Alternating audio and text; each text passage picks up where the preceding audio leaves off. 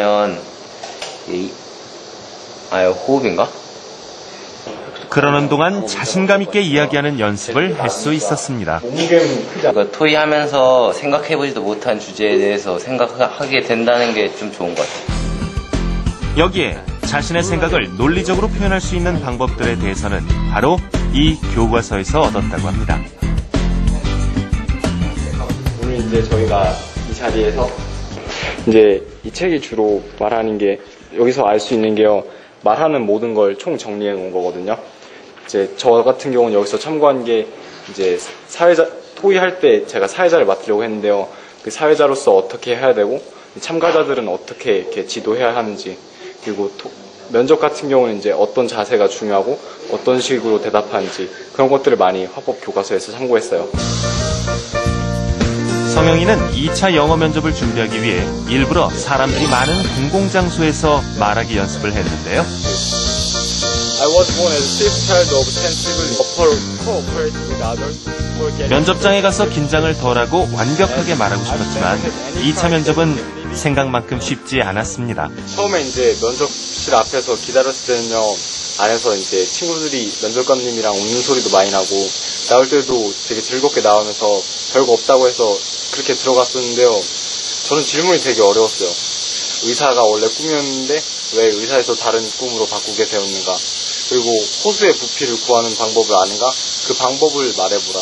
그리고 과학에서 예술이 빠지면 어떻게 되는가 등 질문이 되게 어려워서요. 반밖에 대답하지 나오고 못했던 것 같아요.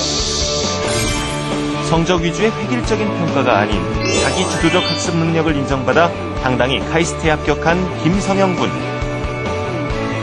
잠재력과 발전 가능성을 보여줄 수 있는 입학 사정관 제도가 있었기에 가능했습니다. 제가 학교 내신 성적은 좋은데요. 지방고등학교다 보니까 모의고사 성적은 그렇게 내신만큼 좋지 않지만 그래도 제가 카이스트에 들어가고 싶은 강한 열망도 있었고, 그리고 확고한 꿈도 있어서 카이스트를 합격할 수 있었던 것 같아요. 네, 먼저 올해 입학사정관제로 카이스트에 선발된 김성영 학생 다시 한번 축하드립니다. 정말 사교육 한 번 받지 않고 과학도가 모두의 과학도가 꿈꾸는 그런 학교였죠. 카이스트에 입학한 걸 다시 한번 축하드려야겠네요. 근데 지금 그 VCR을 보니까 이제 내신과 수능 없이 이제 입학사정관제를 통해서만 합격했다고 하셨는데 참 쉬울 것 같았는데 보니까 만만치가 않네요. 그렇습니다. 그렇다면 김성영 군이 입학사정관 전형에서 어떠한 과정을 거쳤는지 우리가 좀 잠시 살펴봤으면 좋겠습니다. 네. 제가 준비를 했는데요. 자, 바로 이거가 되겠습니다. 네. 딱 한눈에 봐도 필기시험이나 내신에 관련된 규정은 하나도 보이지가 않네요. 네. 1차 전형에서 대학에 내는 서류는요, 생활기록부와 학교장 추천서, 교사 평가, 그리고 학생의 자기소개가 전부인데요. 자, 이렇다면 궁금한 점이 생깁니다. 부모님께서는 좀 학교 선생님이랑 친하고, 아빠 친구가 학교장이고, 이러면 얼마나 편하겠느냐. 그리고 자기소개서는 누구의 도움을 받으면, 이걸 가지고 그 자기 내면에 있는 어떤 잠재 능력이나 소질을 발견해낼 수 있을까 이러는 걱정이 안 들 수가 없거든요. 물론 이제 그 자기 속에서도 그 사교육 기관에 맡겨서 쓸 수도 있고 하겠지만 그런 것들을 다 이제 걸러낼 수가 있는 것이죠. 그러니까 전문가들이 봤을 때 정말 이 아이가 어떤 분야에서 꿈과 열정을 가지고 끊임없이 도전해보고 또 여러 가지 노력을 해서 이런 소개서가 나왔는지 아닌지를 쉽게 가려낼 수 있다고 합니다. 그러니까 이제 그래서 이제 입학사정관들의 전문성이 이제 또 처음에는 좀 약할 수 있지만 우리가 희망을 갖는 것은 이제 그 입학사정관 제도라는 것이 그야말로 전문가에 의한 선발이기 때문에 한 해 한 해를 거듭할수록 입학사정관들의 전문성은 더 높아지겠죠. 그래서 이런 이제 정말 그 사교육 받지 않고 이런 열심히 그냥 한 아이들이 쉽게 대학 갈 수 있는 그런 제도라고 생각합니다. 네. 우리 교수님 생각은 어떠신지요? 이런 절차가 합당하고 또 전문가 입장에서는 그 학생의 잠재력이 눈에 보인다는 것을 찬성하시는지요? 제가 교수를 10년차 하고 있는데요. 만나고 말을 걸어보면 알 수 있습니다. 사실 기업에서도 만나서 면접하지 않습니까? 네. 대학도 마찬가지입니다. 사실 시험 성적보다는 더 공정한 방법일 수 있습니다. 카이스트 같은 경우를 보니까요. 660명이 그 입학사정관제 전형에 지원을 했는데 전국에서 이 욕심이 많죠, 카이스트에서.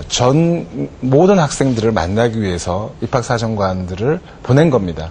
그래서 아까 말씀하신 것처럼, 차관님이 말씀하신 것처럼 교수들이 고생하고 학교가 고생한다 그랬는데 만나보고 면접하고 또 추천서 확인하고 그래서 뽑는 것이죠. 그렇게 심사하는 것이 더 학생의 입장에서나 학부모의 입장에서나 또 학교 입장에서나 더 낫다고 생각하고 있습니다. 여러 가지 가능성이 더 있는 거죠. 그렇게 생각하고 있습니다. 근데 지금 우리 차관님도 그렇고 교수님도 그렇고 지금 학생을 직접 만나보고 이 학생이 어떤 학생인지 면접을 통해서 한번 그 판단을 하신다고 하는데 그럼 이 합격 여부의 가장 그 잣대는 바로 면접이 될 것 같은데요. 이 카이스트에서는 입학사정관자 합격 여부에 어떤 면접 시험이 나왔나요? 그래서 제가 좀 찾아봤습니다. 아까 우리 그 화면을 통해서 본 김성현 학생 같은 경우를 보니까요. 질문이 아주 재미있습니다. 심층 면접에서 전기 자동차의 경제성과 시장성, 신종 플루엔자에 대한 어떤 질문도 있었고요. 또 사이언스에서 아트를 빼면 무엇이 되고 테크놀로지에서 필로소피를 빼면 어떻게 되고 또 이공계 우대 운동에 대해서는 어떻게 생각하는지 그러니까 질문들이 만만치 않습니다. 또 다른 학생들 경우를 봐도 달걀의 면적을 구하려면 어떤 공식을 사용해야 하는가 또 물이 얼면 병이 터진 이유는 무엇인가 결코 쉽게 대답할 수 없는 질문입니다. 네. 정말 아이들을 다양하게 공부를 잘 시켜야겠다는 생각이 드네요. 겁도 나고요. 자, 입학 사정관자가 실시되면요. 공부가 좀 못해도 한 가지 전문성 가지고도 들어갈 수 있다라는 그런 오해 같은 거는 좀 풀리는 것 같습니다. 네. 차관님도 함께 공감을 하시는지요? 네, 그러니까 이제는 점수만 따려고 해서는 안 된다 하는 것이지 뭐 공부만 못해도 다 간다 그건 아닌 것 같고요. 뭐 여러 번 이제 얘기가 나왔습니다만 그 아이들의 잠재력을 그러니까 아이마다 다 그 잠재력이 틀리지 않습니까? 소질도 틀리고 그러니까 각자가 그 자기가 가진 잠재력을 최대한 학교 그 생활을 통해 가지고 그걸 신장시키면 그것이 자연스럽게 이제 대학 입학으로 이어지는 그런 제도라고 볼 수 있겠습니다. 근데 요즘 이제 입학사정관 제도를 이제 대비하기 위해서 많은 학생들이 이제 자기 개발을 한다고 봉사 활동도 하고 여러 가지 이제 학생회 활동도 하는데 과연 여러 개를 같이 하는 양이 중요할까요? 질이 중요할까요, 차관님? 그러니까 이제 남에게 보이기 위한 걸 하기보다는요. 네. 사실은 저는 그렇게 생각합니다. 물론 이제 입시라는 게 결국 남에게 의해서 평가를 받지만 정말 자기가 만족하고 또 자기가 원하는 것을 또 자기의 역량을 충분히 개발할 수 있도록 노력하고 하는 그런 과정이 굉장히 중요하다고 생각합니다. 그래서 흔히들 이제 입학사정관 제도는 결과만 보는 것이 아니고 과정을 본다는 것이거든요. 그래서 그런 점에서 이제 그동안 너무 이제 점수만 올리려고 하다 보니까 아이들이